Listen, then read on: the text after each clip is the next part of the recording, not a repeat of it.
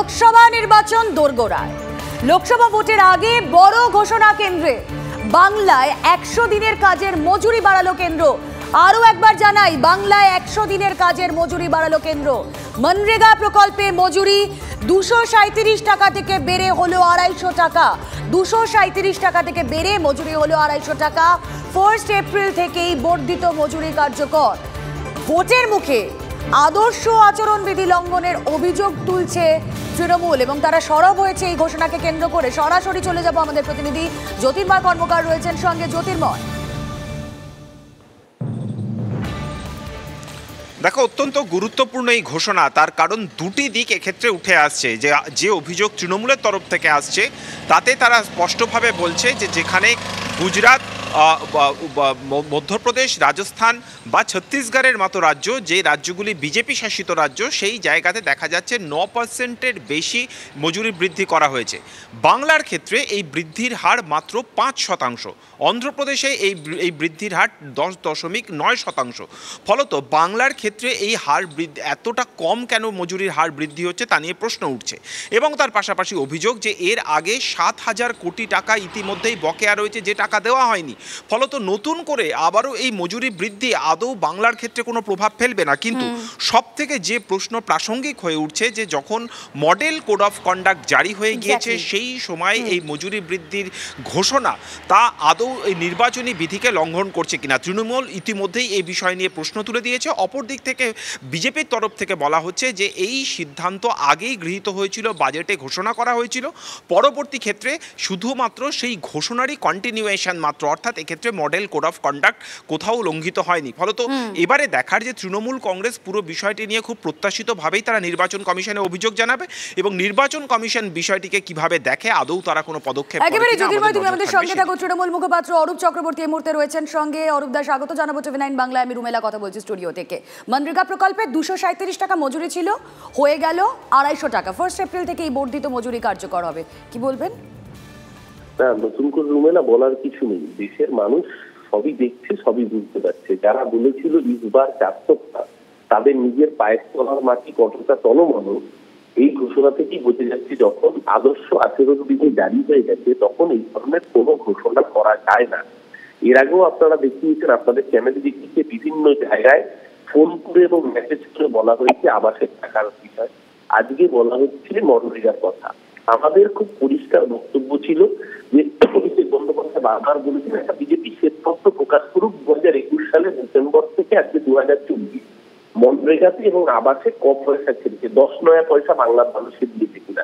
আজকে নাটক করে কিভাবে 237 টাকাটা 250 টাকা করছেন?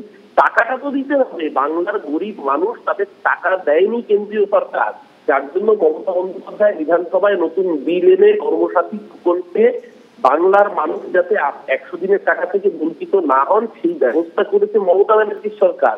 মমতা ব্যানার্জি আপনি যে টাকা দেননি সেই টাকা মমতা ব্যানার্জিকে দিতে হয়েছে। আজকে তার জন্য বাংলার মানুষের কাছে ক্ষমা চেয়ে আগে শ্বেতপত্র প্রকাশ করুন নরেন্দ্র মোদী, তারপরে তো এইসব নাটক করবেন। আর এই ঘটনা পরিষ্কার। আমরা রাজীব কুমার ইলেকশন কমিশনারের দৃষ্টি আকর্ষণ করে বলছি, উনি বড় বড় কথা বলেছিলেন। উনি যখন নির্বাচন ঘোষণা করেছেন শায়েরি আউড়েছিলেন এবং কবিতা পাঠ করে বলেছিলেন যে এবার নির্বাচনে তিনি বেশি বল রুখছেন, অর্থ বল রুখছেন। কিন্তু অরূপদা, যেখানে মমতা বন্দ্যোপাধ্যায়, অভিষেক বন্দ্যোপাধ্যায় তারা বলছেন যে কেন্দ্র যদি বকেয়া না মিটিয়ে দেয় আমরা দেব, আমরা দায়িত্ব নিয়ে বলছি সেই টাকা আমরা মিটিয়ে দেব, সেখানে কেন্দ্র এই যে ঘোষণা করলো ভোটের মুখে, মনে হয় না সাধারণ মানুষের মধ্যে তার প্রভাব পড়বে, ভোট বাক্সেও তার রিফ্লেকশন পড়বে? প্রথম কথা রুমেলা, এই ঘোষণাটাই বেআইনি। এটা আদর্শ আচরণ বিধির সাথে সাযুজ্যত নয়। এইটা মডেল কোড অফ কন্ডাক্টের ভায়োলেশন অ্যাক্ট। দ্বিতীয় কথা হচ্ছে, শুধু ঘোষণাটা করে লাভটা কি? এর আগেও তো 237 টাকা মজুরি ছিল, সেই মজুরিটা দিয়েছে পশ্চিমবঙ্গ সরকার পশ্চিমবঙ্গের মানুষকে। উত্তরপ্রদেশে বাংলা থেকে বলছি জব কার্ডের সাথে আধার কার্ডের লিঙ্কিং নেই, মাত্র 5,000 মানুষের জব কার্ডের সাথে আধার কার্ডের লিঙ্কিং নেই করে টোটাল 59 লক্ষ মানুষের টাকা আটকে রেখেছে নরেন্দ্র মোদী সরকার। আর উত্তরপ্রদেশের ক্ষেত্রে 17 লাখ মানুষের জব কার্ডের সাথে আধার কার্ডের লিঙ্কিং নেই, উত্তরপ্রদেশে একজন মানুষের টাকাও আটকায়নি। আর এরা তো টাকাটাই দেবে না, এটা তো চিটিং বাস প্রতারকের সরকার। আগে তো টাকাটা দিতে হবে গরিব মানুষকে, তারপর তো বাড়ানো করতো। বেশ, অনেক ধন্যবাদ আপনাকে। আমরা কথা বলছিলাম, তৃণমূল নেতা অরূপ চক্রবর্তী ছিলেন আমাদের সঙ্গে। এবং আমরা গতকালই দেখেছিলাম প্রধানমন্ত্রী নরেন্দ্র মোদী একটা বড় ঘোষণা করেছিলেন যে দুর্নীতির সমস্ত টাকা, বাজেয়াপ্ত হওয়া টাকা অবশ্যই ফিরিয়ে দেওয়া হবে, এবং সেটাও মানুষের মধ্যে একটা সাড়া ফেলে দিয়েছিল। এবং আজ এই ঘোষণা, দেখা যাক ভোট বাক্সে তার কোনো রিফ্লেকশন পড়ে কিনা, আর তৃণমূল কিভাবে তাদের বিরোধিতা আরও এগিয়ে নিয়ে যায়। আর এখানে এই কেন্দ্রের বিরুদ্ধে বঞ্চনার অভিযোগ তো তৃণমূল বারবার তোলে। 100 দিনের কাজে দিন প্রতি বাংলায় মাত্র 5%, 5% বৃদ্ধির ঘোষণা। গ্রামোন্নয়ন মন্ত্রকের ঘোষণায় বৈষম্যের অভিযোগ তৃণমূলে। গুজরাট, মধ্যপ্রদেশ, ছত্তিশগড়ে বৃদ্ধির হার 9%-এর উপরে, অন্ধ্রপ্রদেশে বৃদ্ধির হার 10.9%। ঘটনায় বৈষম্যের অভিযোগ তুলে ফের সরব তৃণমূল। লোকসভার প্রচারেও বিষয়টি তুলতে চলেছে তৃণমূল। এবার একটু বাঁকুড়ার দিকে নজর রাখা যাক। তৃণমূল প্রার্থী অরূপ চক্রবর্তী, তার মন্তব্য চরম বিতর্ক।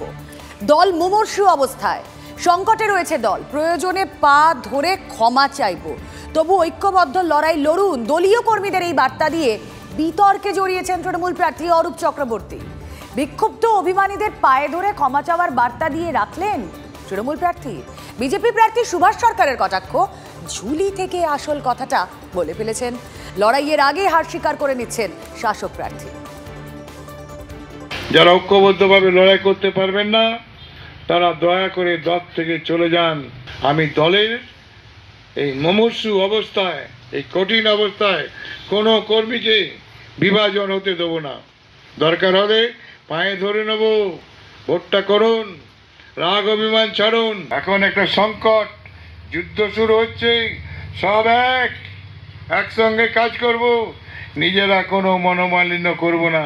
কারণ আমাদের পৈতৃক সম্পত্তির ঝগড়া এখানে নেই। একটা ঘরে 5টা বউ 5টা ভাই থাকলে টুকাটুকি তো হয়, কিন্তু বাপ মারা গেলে সবাইকে তো শ্মশানে যেতে হয়, শ্রাদ্ধের সময় সবাইকে মাথা নাড়াতে হয়। আমরাও একটা পরিবার। তৃণমূলের আসল খবরটা ঝুলি থেকে বেরিয়ে গেল, এরকম অবস্থা। দল মুমূর্ষু অবস্থায় আছে, মানে তৃণমূল দল মুমূর্ষু অবস্থায় আছে। দরকার হলে উনি সব কর্মীদের হাতে পায়ে ধরতে পারেন, এত ভয়ঙ্কর অবস্থা। সবসময় লড়াইয়ে প্রতিপক্ষ একটু জোরদার হলে, মানে দুটো টিম যখন খেলে, দুটো টিমই যখন ভালো খেলে, সেই খেলা দেখতে ভালো লাগে। কাজেই আমার তো মনে হচ্ছে যে উনি বোধহয় আগেই হার স্বীকার করে নিচ্ছেন।